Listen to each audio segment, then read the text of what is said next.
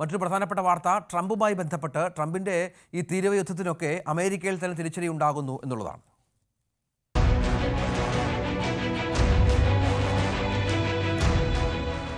India അടക്കമുള്ള രാജ്യങ്ങൾക്കെതിരെ അധിക തീരുവ ഏർപ്പെടുത്തിയ നടപടിയിൽ ഡൊണാൾഡ് ട്രംപിന് കോടതിയിൽ തിരിച്ചടി. ട്രംപ് ഏർപ്പെടുത്തിയ അധിക തീരുവകൾ അനധികൃതമാണെന്നും പിൻവലിക്കണമെന്നും US അപ്പീൽ കോടതി ഉത്തരവിട്ടു.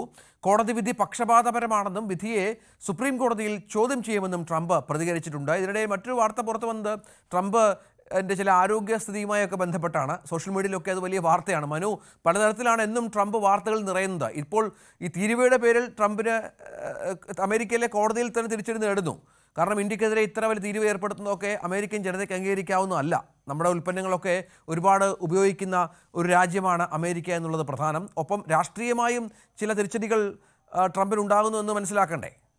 ഇതിൽ കോടതിയിൽ നിന്ന് വന്നിട്ടുള്ളത് കനത്ത ഒരു തിരിച്ചടിയാണെന്ന് ട്രംപ് തന്നെ സമ്മതിക്കുന്നുണ്ട്. സോഷ്യൽ മീഡിയ പ്ലാറ്റ്ഫോമുകളിൽ അദ്ദേഹം ഇത് വലിയ ദുരന്തം ആണ് ഈ വിധി അമേരിക്കയ്ക്ക് സമ്മാനിക്കുക എന്നൊക്കെ തരത്തിൽ പ്രതികരിക്കുമ്പോൾ അത് ട്രംപിന് കനത്ത തിരിച്ചടിയാണ്. ഫെഡറൽ അപ്പീൽസ് കോർട്ടാണ് ഇത്തരത്തിലൊരു എക്കണോമിക് അല്ലെങ്കിൽ എമർജൻസി എക്കണോമിക് പവേഴ്സ് ആക്ട് ഉപയോഗിച്ച് ഇങ്ങനെ തീരുവകൾ പ്രഖ്യാപിക്കാൻ കഴിയില്ല എന്ന് ട്രംപിനോട് വ്യക്തമാക്കിയിരിക്കുന്നത്. പക്ഷേ ഫെഡറൽ കോർട്ടിൽ അപ്പീൽ നൽകാനുള്ള സാവകാശം നൽകിയിട്ടുണ്ട്. അതുകൊണ്ട് ഈ 14-ാം തീയതി വരെ ഇതിനൊക്കെയുള്ള സാവകാശം ട്രംപിനുണ്ട്.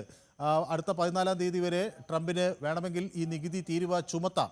അപ്പോൾ ആ ഫെഡറൽ കോർട്ടിൻ്റെ തീരുമാനം തനിക്ക് അനുകൂലമാകുമെന്ന ഒരു വലിയ പ്രതീക്ഷയാണ് ട്രംപ് വെച്ച് പുലർത്തുന്നത്.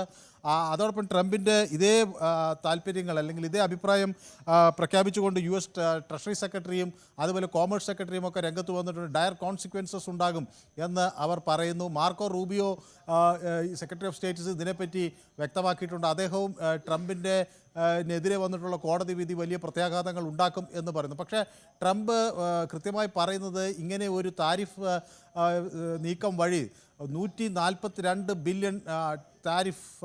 ബില്യൺ ഡോളർ അധിക താരിഫായി അമേരിക്കയിലേക്ക് വരും. കഴിഞ്ഞ വർഷത്തിനേക്കാൾ ഇത് ഇരട്ടിയായിരിക്കും. അത് രാജ്യത്തിൻ്റെ താല്പര്യങ്ങൾക്ക് ഗുണകരമായിരിക്കുമെന്നൊക്കെ പറയുന്നുണ്ട് സോഷ്യൽ മീഡിയയിൽ. അങ്ങനെ അദ്ദേഹം വ്യക്തമാക്കുകയും ചെയ്യുന്നു. മറ്റൊന്ന് ട്രംപിൻ്റെ ആരോഗ്യസ്ഥിതിയെ പറ്റിയാണ്. സോഷ്യൽ മീഡിയ പ്ലാറ്റ്ഫോമുകളിൽ ചില വ്യാജ വാർത്തകൾ പ്രചരിക്കുന്നു. അതിലൊന്ന് ട്രംപ് അന്തരിച്ചു എന്ന തരത്തിലുള്ള വ്യാജ വാർത്തയാണ്. ആ വാർത്ത കണ്ട് പല ആളുകളും ഗൂഗിളിലും മറ്റതിലും ഈസ് ട്രംപ് അലൈവ് എന്നൊക്കെ ചോദിച്ചുകൊണ്ട് ട്രംപ് ജീവനോടെ ഉണ്ടോ എന്നൊക്കെ ചോദിച്ച് സെർച്ച് ചെയ്യുന്നുണ്ട്.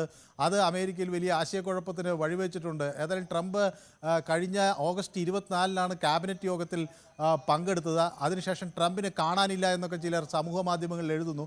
24-ന് അദ്ദേഹം വെർജീനിയയിൽ നാഷണൽ ഗോൾഫ് സെൻറ്ററിലെത്തി. പിന്നീട് 26-നാണ് അദ്ദേഹം ഇതുപോലെ ക്യാബിനറ്റ് യോഗത്തിൽ പങ്കെടുത്തു. പിന്നീട് ട്രംപിനെ കണ്ടില്ല എന്ന് പറയുന്നത്. ഏതായാലും ഇന്നും നാളെയും ഒന്നും അദ്ദേഹത്തിന് പ്രത്യേക പരിപാടികളൊന്നുമില്ല. അപ്പോൾ ട്രംപ് എവിടെയെന്ന് ചോദ്യം അങ്ങനെ ഉയരുകയാണ്. പക്ഷേ സാമൂഹ്യ മാധ്യമങ്ങളിൽ അദ്ദേഹം ശക്തമായി തന്നെ രംഗത്തുണ്ട്. പക്ഷേ ഇങ്ങനെയൊരു വ്യാജ വാർത്ത, ട്രംപിന് ജീവഹാനി സംഭവിച്ചു അല്ലെങ്കിൽ അത് അന്തരിച്ചു എന്നൊക്കെയുള്ള തരത്തിലുള്ള വ്യാജ വാർത്ത സമൂഹ മാധ്യമങ്ങളിൽ പരക്കുകയാണ്. പലരും അത് കണ്ട് സോഷ്യൽ മീഡിയയിൽ ട്രംപ് ജീവനോടെ ഉണ്ടോ എന്നൊക്കെയുള്ള ക്വസ്റ്റ്യൻസ് ഇങ്ങനെ അടിച്ച് സെർച്ച് ചെയ്യുകയാണ്. അപ്പോൾ ഇത് ആശങ്കകൾക്ക് വഴിവെക്കുകയാണ്. മനു ഭാരതാണ് വിവരങ്ങൾ പങ്കുവച്ചത്.